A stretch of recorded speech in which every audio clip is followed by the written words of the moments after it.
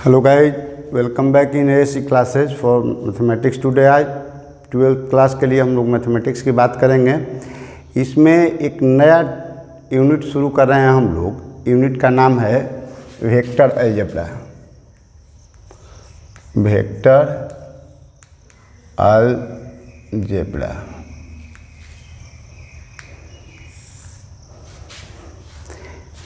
Unit शुरू करने से पहले मेरा एक रिक्वेस्ट है कि जो नए हैं, जो इस चैनल पर पहली बार वीडियो देख रहे हैं, तो चैनल को लाइक कर लेंगे, सब्सक्राइब कर लेंगे, ताकि उनको हमेशा अपना लेटेस्ट अपडेट मिलता रहे।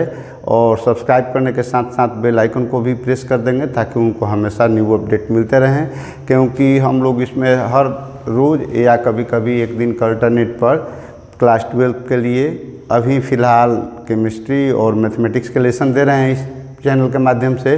और फिर हमारा 12th पूरा होते ही हम लोग फिर 11th का भी रिसेंटली शुरू करेंगे। कुछ 11th का पार्ट दिया गया है, फिर आगे के कंटिन्यू करेंगे हम लोग वीडियो।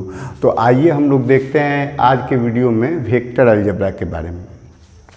ये वेक्टर अलजेब्रा जो अभी रिसेंटली बोर्ड का पैटर्न है, उसके हिसाब से 100 में था तो 17 मार्क्स का वेक्टर और 3D मिल करके होता था। अभी 80 का किया है, चूँकि 20 मार्क्स आपके इंटरनल असेसमेंट से दिए जा रहे हैं, तो वहाँ पर इसको 13 में किया है, वेक्टर और 3D मिल करके। और ये हमारा बहुत ही इम्पोर्टेंट टॉपिक है। इसमें एक बात पहले जान लीजिए कि कुछ बेसिक चीज़ें हैं जो आप 11th के फिजिक्स में पढ़े भी होंगे। तो इस चैप्टर में पढ़ने का मेन सेंस ये है कि यहाँ पर वेक्टर के अलजेब्रिक कॉन्सेप्ट पर ही फोकस किया जाएगा। मैथमेटिक्स है तो इसमें अलजेब्रा में मैथमेटिक्स का क्या यूज होता है, हम लोग बेसिकली उसी पर फोकस करेंगे। तो उसमें आपको वेक्टर का ऐड मिलेगा, सब्ट्रैक्शन मिलेगा और फिर मल्टीप्लिकेशन मिलेगा। 1 बाय 1 हम लोग देखेंगे। सबसे पहले थोड़ा सा इंट्रोडक्शन के रूप में हम लोग ले लेते हैं कि वेक्टर क्या होते हैं। तो बेसिकली वेक्टर और स्केलर जो हैं, ये आपके फिजिक्स से रिलेटेड टर्म हैं। फिजिकल क्वांटिटी को ही दो भाग में बांटा गया है, एक है वेक्टर और एक है स्केलर।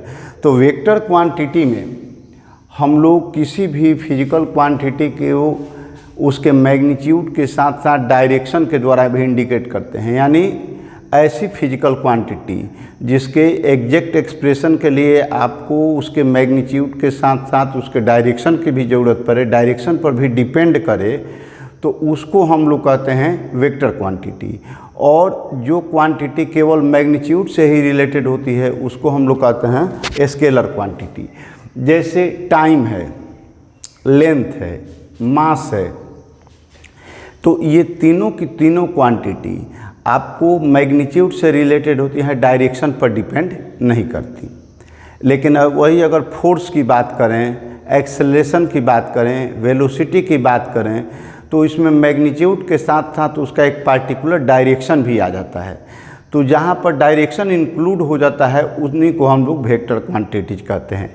एग्जाम्पल के तौर पर आप वेक्टर क्वांटिटीज में जैसे ले सकते हैं फोर्स को, टॉर्क को, ये एंगुलर मोमेंटम को ले सकते हैं, मोमेंटम को ले सकते हैं, वेट को ले सकते हैं, फिर वेलोसिटी को ले सकते हैं, डिस्प्लेसमेंट को ले सकते हैं, एक्सेलरेशन को ले सकते हैं। तो ये सारे वेक्टर क्वांटिटीज हैं।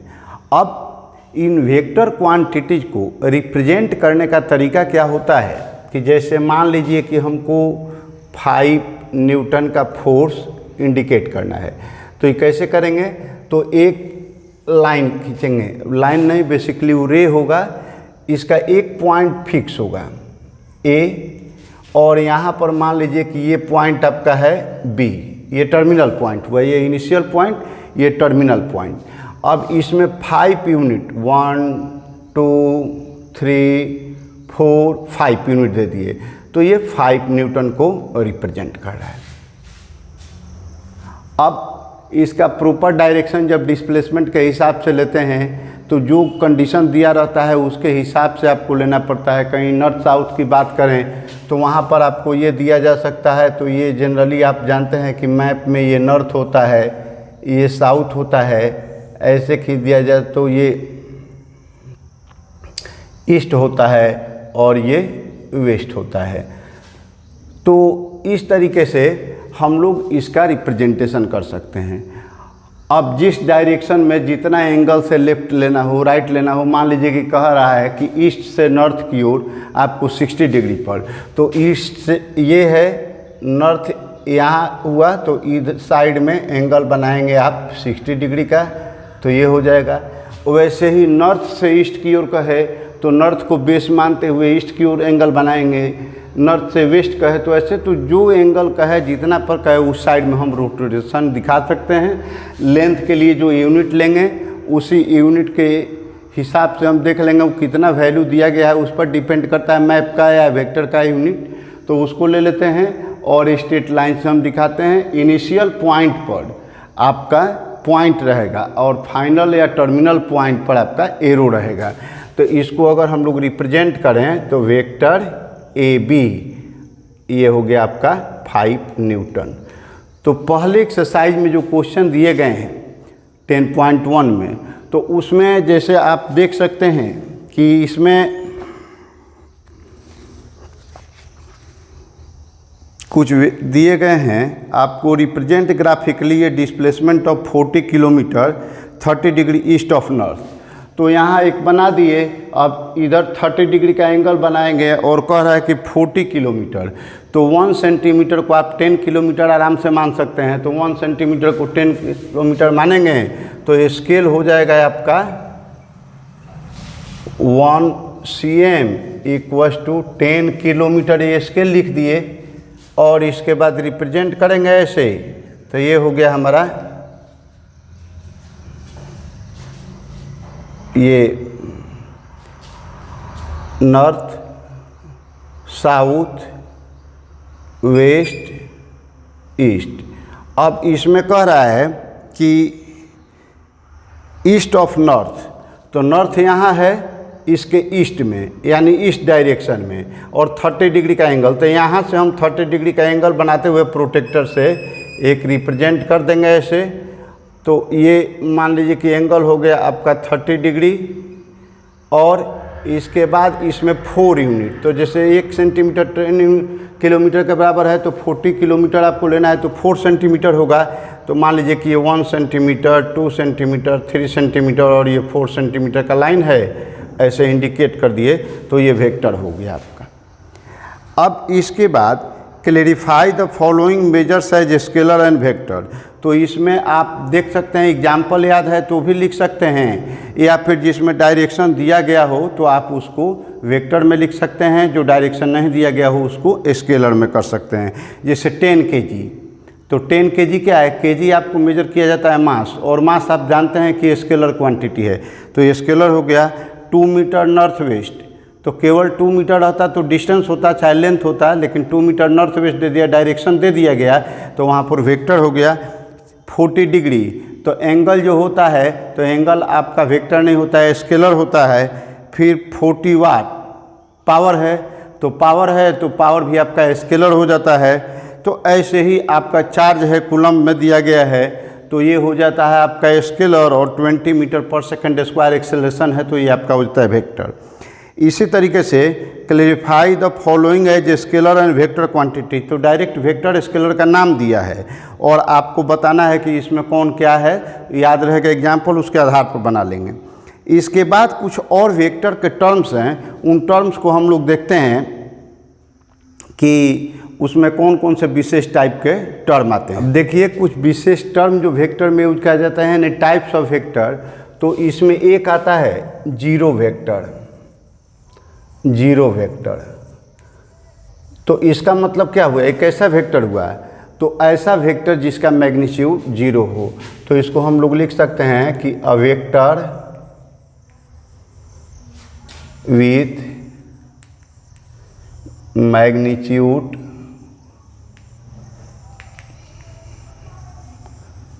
0, जिसका मैग्नीट्यूड 0 हो। 0 को आप नंबर में भी लिख सकते हैं। ऐसे ही दूसरा टाइप हो जाता है यूनिट वेक्टर। तो यूनिट वेक्टर में ये भी हो जाएगा वैसे ही, अ वेक्टर विथ मैग्नीट्यूड 1 दिया है। 1 का मतलब होता है यूनिट, तो 1 यूनिट कोई दिया गया है तो वो हो जाता है आपका यूनिट वेक्टर। तो बेसिकली यूनिट वेक्टर जो होता है मैग्नीट्यूड, तो इसका 1 ही हो जाता है हमेशा। तो आप कह सकते हैं तो इसकी ज़रूरत क्या पड़ती है, तो ज़रूरत पड़ती है इसको डायरेक्शन इंडिकेट करने के लिए। तो यहाँ हम लिख देते हैं यूज फॉर डायरेक्शन, ये डायरेक्शन के लिए यूज किया जाता है। ठीक है, इसके बाद आगे आपका तीसरा को इनिशियल वेक्टर। को initial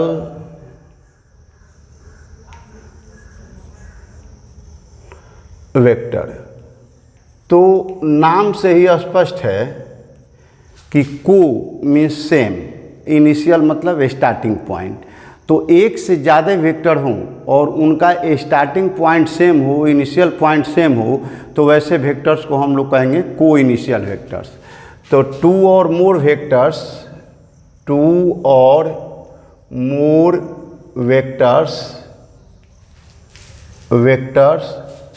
starting from the same point, ये वेक्टर होंगे जो आपके सेम पॉइंट से स्टार्ट होंगे। जैसे एग्जांपल के लिए हम दिखा सकते हैं कि मान लीजिए कि ये O है, एक वेक्टर OA हुआ और एक वेक्टर OB हुआ। तो ये दो वेक्टर हैं OA और OB, तो दोनों एक पॉइंट O से स्टार्ट हो रहे हैं, इसलिए दोनों को हम लोग को इनिशियल वेक्टर कहेंगे। ठीक है, अब इसके बाद आता है इसमें कि parallel and anti parallel vector. तो पैरेलल एंड एंटी पैरेलल का भी एक कॉन्सेप्ट आता है इसमें, एंटी पैरेलल वेक्टर्स।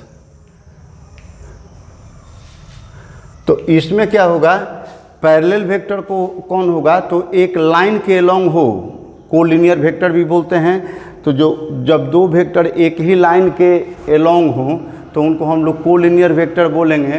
तो उसी में कोलिनियर में दोनों तरह की बात हो जाती है। जब डायरेक्शन दोनों का सेम हो, मैग्नीट्यूड से मतलब नहीं है, डायरेक्शन दोनों का सेम हो, तो उनको हम लोग कहेंगे पैरेलल वेक्टर। और डायरेक्शन एक दूसरे के अपोजिट हो तो वहाँ पर कहेंगे एंटी पैरेलल वेक्टर। तो यहाँ पर हम लिख देंगे क्या, ये दो होते हैं तो इसमें पैरेलल कौन हो जाएगा, तो parallel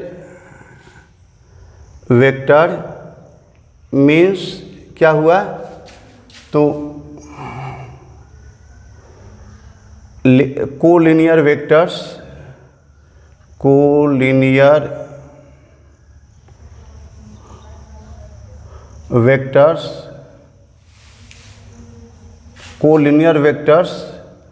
with the same direction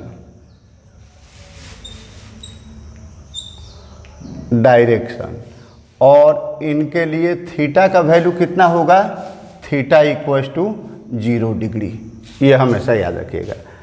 और ये डबल होगा। इसके बाद एंटी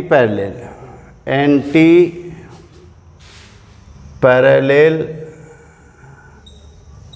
वेक्टर, तो ये क्या हो गए कि ये वेक्टर्स हो जाएंगे, ये भी वेक्टर्स हो जाएंगे। तो collinear vectors with the opposite direction,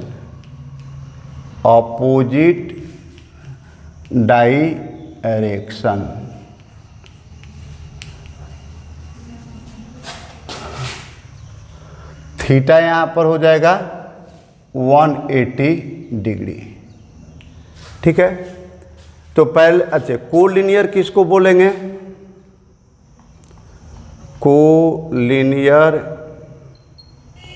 vectors क्या होंगे? तो कोलिनियर वेक्टर्स हो जाएंगे कि दो या दो से अधिक वेक्टर जो एक लाइन के अलॉन्ग हो, टू और मोर वेक्टर्स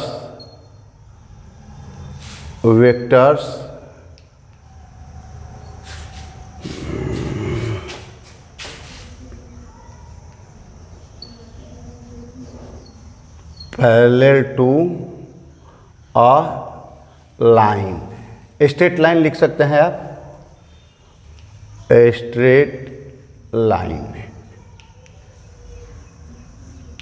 तो ये वेक्टर हो जाते हैं आपके कोलिनियर वेक्टर। अब लाइन तो जैसे मान लीजिए कि यहाँ पर एक लाइन है, ये दोनों तरफ जा रहा है, अब इसके एलोंग कोई वेक्टर जा रहा है, जैसे वेक्टर हुआ ए बी और ये लाइन एल हो गया।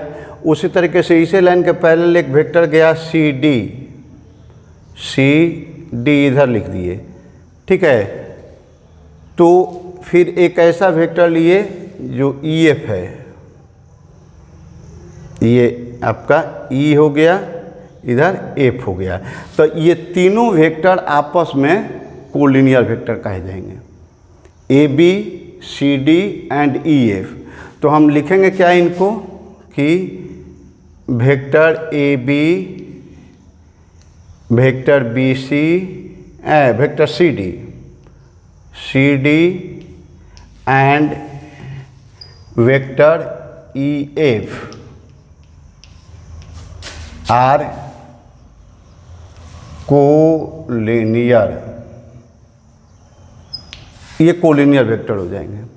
वेक्टर को रिप्रेजेंट करने के लिए स्टार्टिंग पॉइंट को पहले लिखते हैं, इनिशियल पॉइंट को बाद में, टर्मिनल पॉइंट को बाद में लिखते हैं और उसके ऊपर एक एरो मार्क दे देते हैं।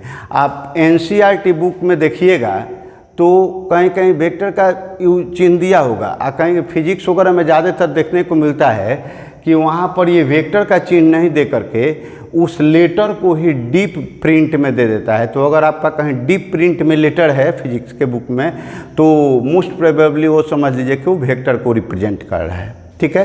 तो ये हो गए कुछ वेक्टर के टाइप। अब इसी में होता है एक इक्वल वेक्टर। तो इक्वल वेक्टर क्या हो जाता है? Equal vectors. तो ये क्या हो गए? तो to or more vectors, two or more vectors with equal magnitude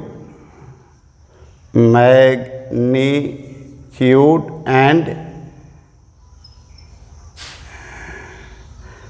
equal direction, चाहे सेम डायरेक्शन, यानी उनका मैग्नीट्यूड भी सेम होना चाहिए और डायरेक्शन भी सेम होना चाहिए, तो उनको इक्वल वेक्टर बोलते हैं। और इक्विवेलेंट वेक्टर का कंसेप्ट भी आप ले सकते हैं कि जो पैरेलल वेक्टर होते हैं बेसिकली वो हमारे ये इक्विवेलेंट वेक्टर कहे जा सकते हैं। मेन इक्वल वेक्टर का यूज होता है। इसके बाद एक आता है निगेटिव वेक्टर्स। तो निगेटिव वेक्टर्स क्या होते हैं? तो कोई भी वेक्टर है, यहाँ पर एक और लिख देते हैं उसका अलग term, negative vectors,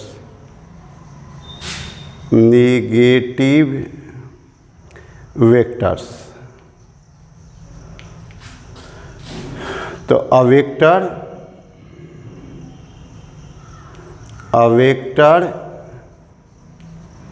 of equal magnitude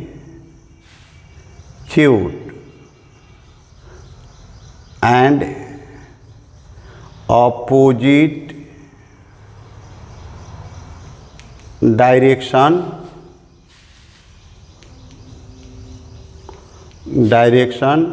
to the given vector.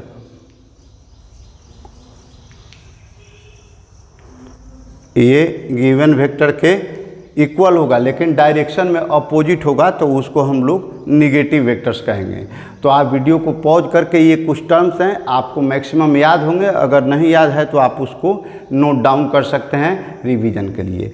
अब इसके बाद इसके एक्सरसाइज पर आते हैं। इसमें कुछ जो एक्सरसाइज दिए गए हैं 10.1 के और क्वेश्चन, जैसे इसमें कह रहा है कि in figure 10.6 a square identify the following vectors को इनिशियल। तो आप देख सकते हैं कि को इनिशियल में जो एक जगह से शुरू हो, तो को इनिशियल में दो वो दिख रहे हैं, वेक्टर ए और वेक्टर डी। इसी तरीके से इक्वल वेक्टर, तो इक्वल वेक्टर में हो रहा है आपका वेक्टर बी और वेक्टर डी इक्वल हो जा रहा है। ए और सी इक्वल नहीं है क्योंकि डायरेक्शन अपोजिट है, तो एक दूसरे के निगेटिव वेक्टर हो जाते हैं।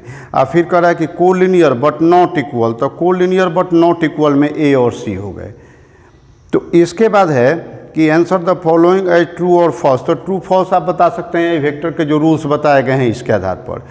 अब इसके बाद हम लोग नेक्स्ट टॉपिक में पढ़ेंगे कि addition of vectors, properties of addition vector, और इसके साथ साथ वेक्टर में एक और चीज़ जान लेना है कि कंपोनेंट्स ऑफ वेक्टर क्या होते हैं या रिजोल्यूशन ऑफ वेक्टर्स क्या होते हैं। तो पहले रिजोल्यूशन ऑफ वेक्टर को देख लेते हैं और उसके बाद उनका एडिशन और सब्ट्रैक्शन देख लेंगे। अब देखिए यहाँ पर हम एक रिजोल्यूशन ऑफ वेक्टर देखते हैं कि रिजोल्यूशन ऑफ वेक्टर क्या होते हैं। तो जैसे किसी भी सॉलिड चीज़ को या जब स्पेस में बात करते हैं तो वहाँ पर हमको 3 साइड से उसका एक्सिस लेना पड़ता है या मेजरमेंट 3 साइड से करना पड़ता है। जैसे मान लीजिए कि यहाँ पर फैन है, अगर इस फैन को इस रूम के रिस्पेक्ट में हम बताना चाहें कि इसका पोजीशन क्या है, तो फैन से अगर हम लोग इसको एक्स एक्सिस मान लेते हैं, इसको वाई एक्सिस मान लेते हैं, चाहे इस दीवार से कहते हैं कि इस दीवार से इतना मीटर पूरब है और इस दीवार से इतना मीटर पश्चिम है, तो ये उसका एग्जैक्ट पोजीशन नहीं हुआ क्योंकि इतना पूरब बहुत सारे पॉइंट हैं, इतना पश्चिम इसमें भी बहुत सारे पॉइंट हैं, चाहे इतना उत्तर तो इसमें भी बहुत सारे पॉइंट हो जाएंगे। उसके लिए प्रॉपर जगह पर पहुंचने के लिए हमको हाइट भी बताना पड़ेगा कि, तो सबसे पहले हम लोग एक रेफरेंस पॉइंट लेते हैं, उसको ओरिजिन मानते हैं। तो जैसे मान लिया कि हमने उस कॉर्नर को ओरिजिन मान लिया, अब वहाँ से ये हमारा हो गया एक्स एक्सिस, ये हो गया वाई एक्सिस और ये हो गया जेड एक्सिस। तो अब इस फैन के लिए हम पोजीशन बताने के लिए क्या करेंगे कि एक्स एक्सिस पर फैन से एक परपेंडिकुलर डालेंगे, वाई से परपेंडिकुलर डालेंगे और जेड पर भी परपेंडिकुलर डालेंगे। तो एक्स के डायरेक्शन में मान लीजिए कि 2 मीटर हुआ, वाई के डायरेक्शन में 3 मीटर हुआ, जेड के डायरेक्शन में 4 मीटर पर है, तो हम कह सकते हैं कि फैन का पोजीशन इस ओरिजिन के रिस्पेक्ट में 2, 3, 4 है। यानी 2 × I कंपोनेंट, एक्स के डायरेक्शन में 2 मीटर, वाई के डायरेक्शन में 3 मीटर और जेड के डायरेक्शन में 4 मीटर है।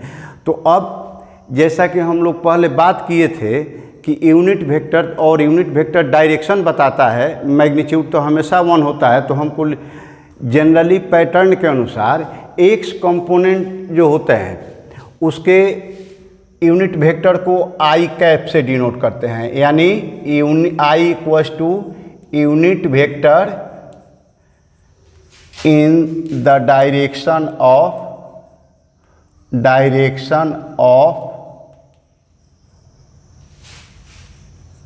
X axis. ये एक्स एक्सिस के लॉन्ग हो गया। ऐसे ही जे लिखेंगे, जे कैप, तो जे कैप का मतलब क्या हुआ, unit vector in the direction of Y axis, और इसी तरीके से एक्सिस, और इसी तरीके से के कैप लिखते हैं, तो के कैप का मतलब होता है unit vector in the direction of Z axis. तो ये तीनों एक्सिस के डायरेक्शन में यूनिट वेक्टर को हम लोग आई जे के लिखते हैं। तो इस टर्म में हम लोग फैन का पोजीशन बता सकते थे। अगर फैन के पॉइंट को पी मान लिया जाए तो वेक्टर ओ पी को हम लोग लिख सकते थे कितना, कि 2i cap plus 3j cap plus 4k cap.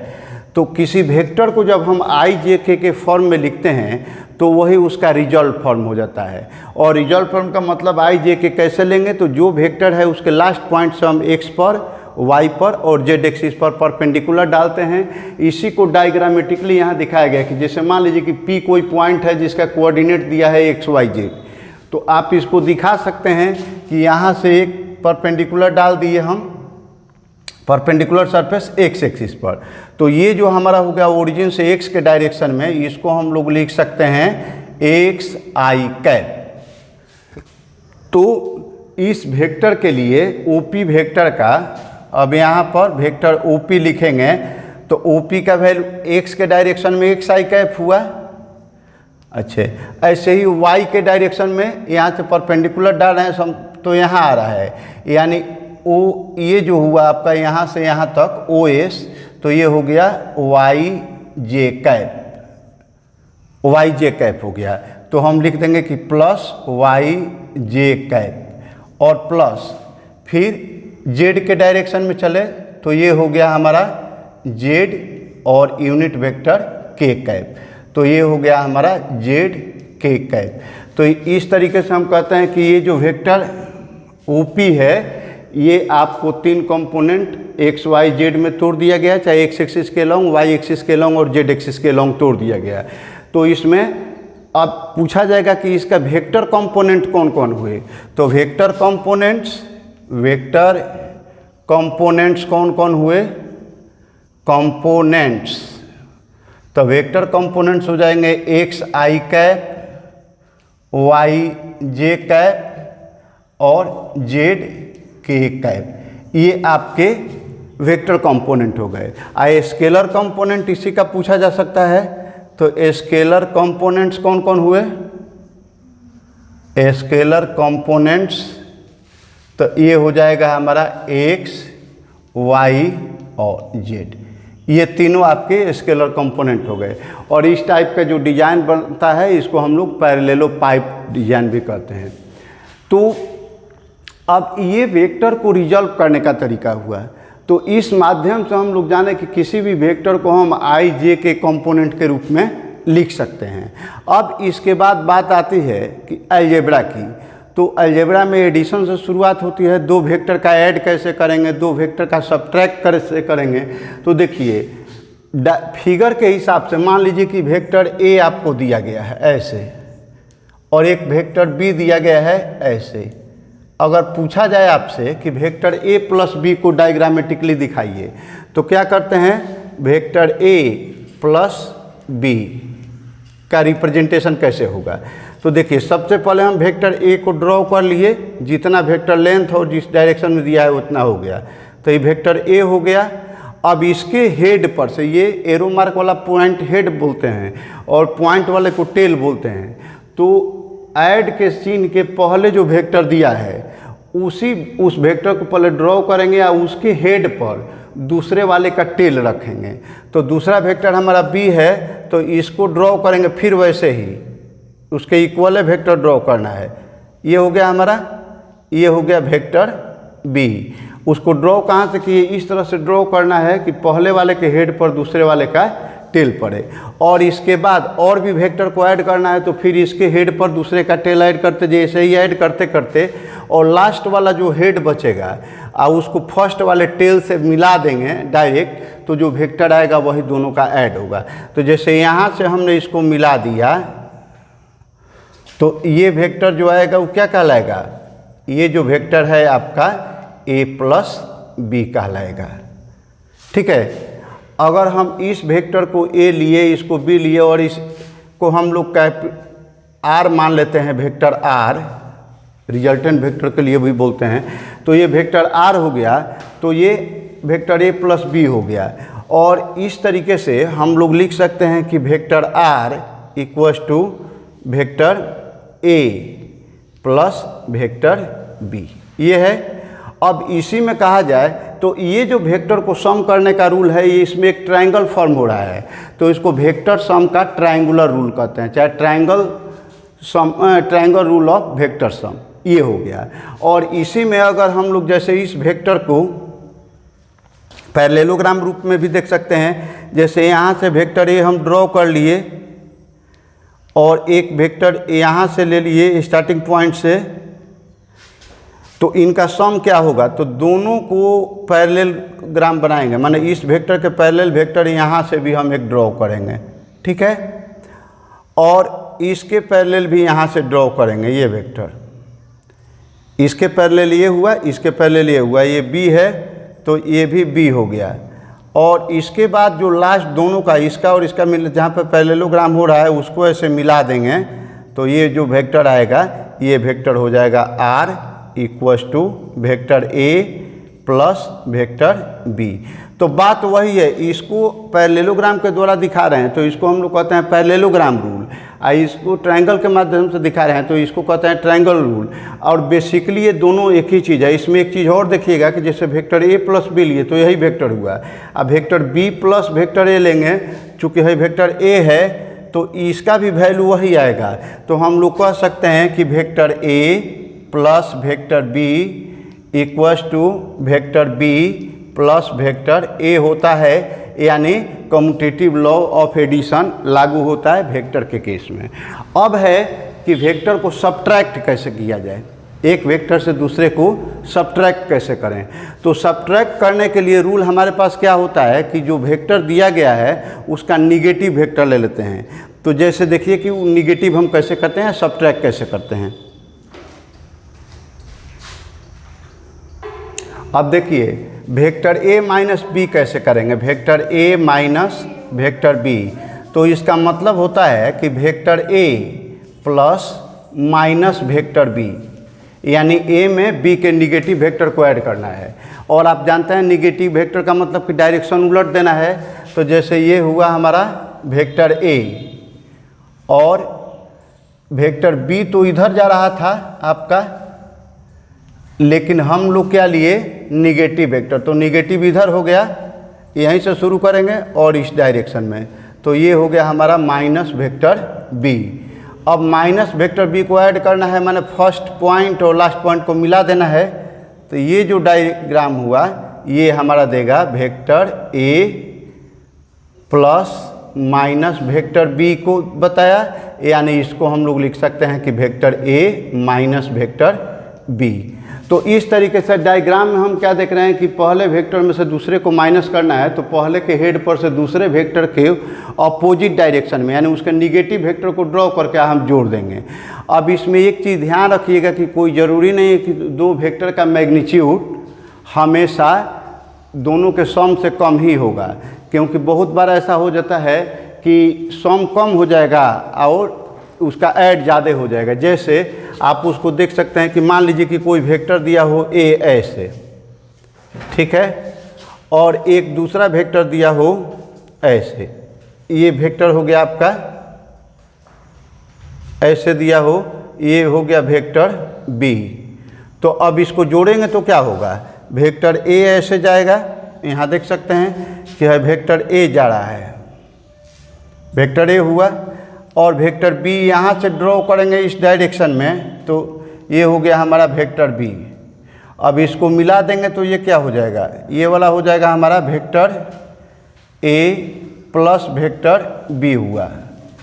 और अगर इसी का अपोजिट लेंगे तो अपोजिट में ये हो गया हमारा माइनस वेक्टर बी, और इस माइनस वेक्टर बी को हम यहाँ से मिलाएंगे तो ये क्या हो गया, ये basically vector A minus vector B हुआ। तो आप देख रहे हैं कि इसका जो मैग्नीट्यूड है ये ज़्यादा है और इसका जो मैग्नीट्यूड है यहाँ पर कम है, यानी magnitude of A minus B ये ग्रेटर है magnitude of vector A plus vector B से। तो ऐसा भी केस आपको मिल सकता है। अच्छा, किसी भी वेक्टर को, जैसे मान लीजिए कि वेक्टर ओ ए है, इसको आप लिखे हैं वेक्टर ए मान रहे हैं और इसको लिख रहे हैं कि x I cap plus Y J cap plus Z K cap. तो अगर पूछा जाए कि इसका मैग्नीट्यूड कितना होगा, तो मैग्नीट्यूड को आप ऐसे डिनोट करते हैं, ओ ए मोड ऑफ ए, ओ ए का मतलब कि मैग्नीट्यूड ऑफ ओ ए, चाहे इसको ओ ए डायरेक्ट भी लिख सकते हैं बिना साइन का। तो इसका मतलब हो गया कि मैग्नीट्यूड ऑफ ए, और सिंपली ए लिख सकते हैं। ये कितने के बराबर होगा, तो root under x square plus Y square plus Z square के बराबर होगा। अब इसका यूनिट वेक्टर निकालना हो वेक्टर ए का, तो यूनिट वेक्टर ऑफ वेक्टर ए। तो इसको हम लोग रिप्रेजेंट करेंगे कैसे, तो ए कैप से, और इसका वैल्यू कितना होगा, तो vector A divided by mod vector A. अच्छा है, इसको ऐसे भी लिख सकते हैं कि वेक्टर ए डिवाइडेड बाई ए। ये हो जाता है हमारा यूनिट वेक्टर निकालने का तरीका। और इसके बाद एक और टर्म आता है इसमें, direction cosines. Direction cosines, cosines. तो देखिए, डायरेक्शन कोसाइन का मतलब होता है कि कोई भी वेक्टर है तो एक्स एक्सिस, वाई एक्सिस और जेड एक्सिस के साथ कुछ ना कुछ एंगल बनाता है, पॉजिटिव एक्स, पॉजिटिव वाई और पॉजिटिव जेड के साथ। तो मान लीजिए कि पॉजिटिव एक्स के साथ जो एंगल बनाया वो अल्फ़ा है, पॉजिटिव वाई के साथ बनाया वो बीटा है, और पॉजिटिव जेड के साथ बनाया वो गामा है। तो कॉस अल्फ़ा, कॉस बीटा और cos gamma. Alpha beta gamma क्या हुआ कि वेक्टर का एक्स वाई और जेड एक्सिस से बनाए गए एंगल पॉजिटिव डायरेक्शन में, और वो उसके लिए कॉस का जो वैल्यू होता है वही वैल्यू उसका डायरेक्शन कोसाइन कहलाता है। और इस डायरेक्शन कोसाइन को, यानी एक्स एक्सिस के अलोंग में जो डायरेक्शन कोसाइन होगा उसको एल से डिनोट करते हैं, वाई के साथ जो होगा उसको एम से डिनोट करते हैं, और जेड के साथ जो होगा उसको एन से डिनोट करते हैं। तो कॉस अल्फ़ा का मतलब एल, कॉस बीटा का मतलब एम, कॉस गामा का मतलब एन हो गया। तो एल एम एन यहाँ पर डायरेक्शन कोसाइन का काम करते हैं। एक चीज़ और जान लीजिए कि यहाँ पर जो एक्स वाई और जेड जो दिए गए हैं तो उनको हम लोग डायरेक्शन रेशियो बोलते हैं। यहाँ पर लिख सकते हैं डायरेक्शन रेशियोज। डायरेक्शन रेशियोज, तो रेशियोज में क्या क्या हो जाएंगे, एक्स वाई जेड, और इसको ए बी सी भी लिखते हैं, ए बी सी। जनरली इसी से नोट किए जाते हैं। यहाँ पर हमने एक्स वाई जेड यहाँ दिया था तो लिख दिया था, नहीं तो जनरली ए बी सी से ही डिनोट किए जाते हैं। तो डायरेक्शन कोसाइन ये वाले एल एम एन और डायरेक्शन रेशियो ये आपस में प्रोपोर्शनल होते हैं। अब ये निकालेंगे कैसे, अगर हमको कोई वेक्टर दिया हो तो वेक्टर निकालने के लिए एल एम एन का वैल्यू कैसे निकालेंगे, तो आइए देख लेते हैं थोड़ा सा एल एम एन का वैल्यू निकालने के लिए। डायरेक्शन कोसाइन निकालने के लिए जैसे मान लीजिए कि वेक्टर ए दिया हुआ है आपको x I cap plus Y J cap plus Z K cap. तो यहाँ पर सबसे पहले हम निकालेंगे ए कैप। तो ए कैप का मतलब क्या हो गया, mode of vector A by mode of vector ए। तो इसको हम लोग क्या लिख सकते हैं कि यहाँ पर X I cap plus Y J cap plus Z K cap, और बाई में इसमें कर दिए root under x square plus Y square plus Z square. तो अब इसी में अलग अलग करेंगे सबको, तो ये हो जाएगा 1 बाई रूट अंडर से यहाँ x by root under x square plus Y square plus Z square, और into i cap plus y by root under x square plus Y square plus Z square into j cap plus z by root under x square plus Y square plus Z square into k cap. तो यहीं पर जो ये हुआ हमारा, इसको हम लोग कहेंगे एल, ये जो हुआ इसको हम लोग कहेंगे एम, और ये जो हुआ इसको हम लोग कहेंगे एन। कुछ स्टूडेंट कंफ्यूज कर सकते हैं, कभी कभी वेक्टर दे देता है तो उसको समझ में नहीं आता है कि वो जो वेक्टर दिया है बेसिकली एल एम एन का वैल्यू दिया है कि direction ratio A B C का वैल्यू दिया है। तो कोई कंफ्यूज नहीं करना है, आप सीधे आपको आई जे के कंपोनेंट जो दिए गए हैं उनका स्क्वायर करके सम कीजिए। यानी इसका स्क्वायर और इसका स्क्वायर करके सम कीजिए। अगर सम करने पर आपका वैल्यू 1 आता है तो इसका मतलब कि ये जो वैल्यू दिए गए हैं वो बेसिकली डायरेक्शन कोसाइन है, और अगर 1 नहीं आता है तो इसका मतलब कि वो डायरेक्शन रेशियो है। तो इसका एक रूल हो जाता है कि a square plus M square plus N square equals to 1 होता है। ये चीज़ आप याद रखेंगे, इसकी बार बार ज़रूरत हमको पड़ेगी। L square plus M square plus N square equals to 1। तो इसके आधार पर चेक कर सकते हैं कि जो वेक्टर दिया गया है वो आपका वेक्टर ये एलिमेंट है या नहीं है, और साथ ही जब इसका वैल्यू 1 आएगा तो इसका मतलब कि वो वेक्टर जो है वो आपका यूनिट वेक्टर होगा। तो इस तरीके से हम लोग डायरेक्शन कोसाइन की बात देख लिए, एडिशन सब्ट्रैक्शन की बात देख लिए। अब इसमें अलजेब्रिकली एडिशन कैसे करेंगे तो हमेशा याद रखिएगा कि सिंपल अलजेब्रा की तरह, जैसे मान लीजिए कि कोई वेक्टर ए है और कोई वेक्टर बी है, तो उसको क्या करेंगे ऐड या।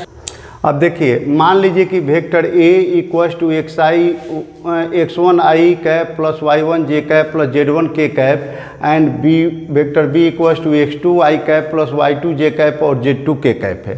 तो अगर हमको vector A plus vector B निकालना हो तो पहले तो वेक्टर ए का ये वैल्यू लिख दीजिए, फिर प्लस का चिन्ह दे करके वेक्टर बी का वैल्यू लिख दीजिए। अब इसके बाद जब ऐड करेंगे तो अलजेब्रिकली तो आई कॉमन ले लेंगे, जे को एक साथ, के को एक साथ करेंगे। तो जो साइन है, साइन सब में जैसे प्लस है तो प्लस, जहाँ माइनस होता है माइनस कर देंगे। जैसे यहाँ पर हो जाएगा कि x1 plus x2 into i cap हो गया, y1 plus y2 into j cap हो गया, z1 plus z2 into k cap हो गया। तो ये सम हो गया।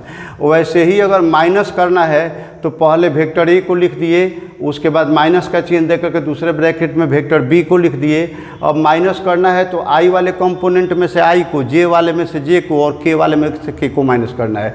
तो x1 minus x2 into i cap plus y1 minus y2 into j cap plus z1 minus z2 into k cap. तो इस तरीके से हम क्या देख रहे हैं कि दो वेक्टर को अगर रिजॉल्व फॉर्म में दिए गए, आपके क्वेश्चन में रिजॉल्व फॉर्म में ही दिए जाएंगे, तो जब भी रिजॉल्व फॉर्म में दिए गए हो आई जे के कंपोनेंट के रूप में है तो ऐड करना है तो आई को आई में, जे को जे में, के को के में ऐड करेंगे। सब्ट्रैक्शन भी करना है तो आई को आई में, जे को जे में और के को के में सब्ट्रैक्ट करेंगे। तो इस तरीके से वेक्टर के रिलेटेड जितने कॉन्सेप्ट थे हमारे एक्सरसाइज 10.1 और 10.2 के लिए, ये सारे हमने डिस्कस कर लिया है, और साथ में एक्सरसाइज 10.1 को हिंट भी कर दिए हैं। अब इसके बाद 10.2 के बात और उसके आगे के टॉपिक की बात हम लोग अगले वीडियो में देखेंगे। तब तक आप वीडियो को देखिए, चैनल पर नए हैं तो सब्सक्राइब कर लीजिए और बेल आइकन को प्रेस कर लीजिए। अगर आपको वीडियो अच्छा लगा तो लाइक कीजिए। Thank you.